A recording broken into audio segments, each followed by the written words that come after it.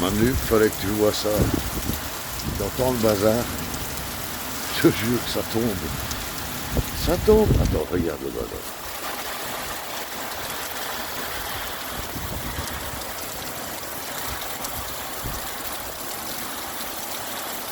Ça souffle, je te dis pas.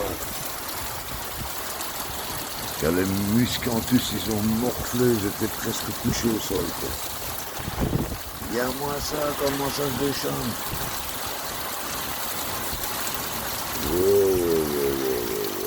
Regarde-moi ça. Eh ben, ça me fait penser un peu à la tempête émotionnelle que je suis en train de traverser. Ouais, c'est un moment désagréable, enfin désagréable. Ceux qui voient ça, waouh. Celui qui n'aime pas les arbres, ouais, il va faire tomber les arbres, chouette, ils me font chier. Non, par contre, voilà,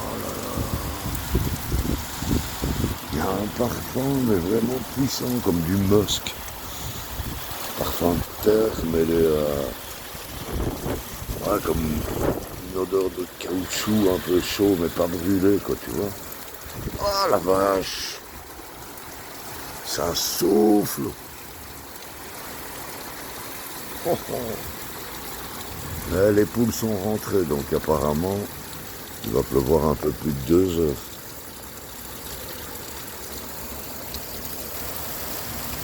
Non, je parlais de la tempête émotionnelle. C'est... Pour le moment, je flirte avec la nuit de l'âme. Dans un travail d'évolution. Ceux qui connaissent les flammes jumelles, c'est le moment où tu te sépares de ta flamme jumelle, vraie ou fausse, on ne va pas faire de polémique là-dessus. Mais c'est là où tu te rends compte que c'était pas vraiment une relation traditionnelle. Donc il y a la dimension, on va dire divine, céleste, enfin, on l'appelle comme on veut. Et le travail sur ses blessures. Et en fait, on se rend compte au moment de la rupture que ouais, c'est cool pour celui qui ne supportait plus cette relation. Ouais, ça nous fait pousser des ailes. Et puis on se rappelle, merde, il y avait un travail à faire sur soi obligatoire au moment de la rupture. Pas forcément obligatoire. Oui, il est nécessaire, mais si on ne le fait pas, on est vite rappelé à l'ordre dans le sens où, en gros, vaut mieux être attaché, relié à la source. Donc en désespoir de cause, dès le moment où on se relie à la source, c'est le plus beau des cheminements à faire vers soi. Parce qu'on se voit, il y a l'effet miroir, qui est souvent un effet de miroir déformant, où on passe par tous les défauts qu'on attribue à l'autre, en fait, ben non. C'est à soi qu'on devait les attribuer.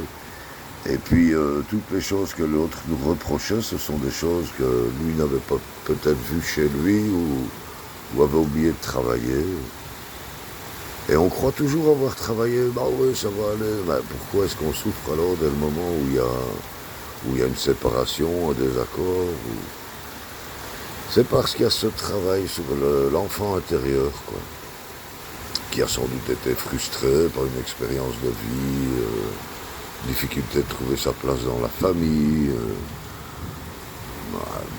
enfin, toutes sortes de problèmes qui sont liés surtout à l'éducation, les rapports avec la famille, les parents, les enfants, les frères et sœurs. Et tous ces petits problèmes non résolus, ben, ils s'accumulent pendant toute ton existence. Et quand tu as la chance de vivre une expérience initiatique comme les flammes jumelles, ben, tu te relis à certaines dimensions, comme la dimension spirituelle, la dimension émotionnelle, enfin, toutes ces dimensions qui n'existent pas vraiment dans un couple traditionnel, mais qui a son importance malgré tout, parce que même si c'est pas le même schéma, on rencontre souvent les mêmes problèmes. Deux personnes qui se rencontrent, ce sont deux névroses qui font connaissance finalement. On a tous une part d'ombre, on a tous un vécu qui nous permet de comprendre les choses différemment. Qui se ressemblent s'assemblent, les opposés s'attirent, etc. C'est pas faux. Donc il faut tirer les leçons de toute expérience, qu'elle soit positive ou négative, parce que le but finalement c'est de comprendre comment fonctionne l'humain, soi-même déjà, c'est déjà pas mal, et puis comment fonctionnent les rapports entre les êtres humains, pour arriver au mieux à avoir une vie harmonieuse avec son univers proche et soi-même, la paix intérieure.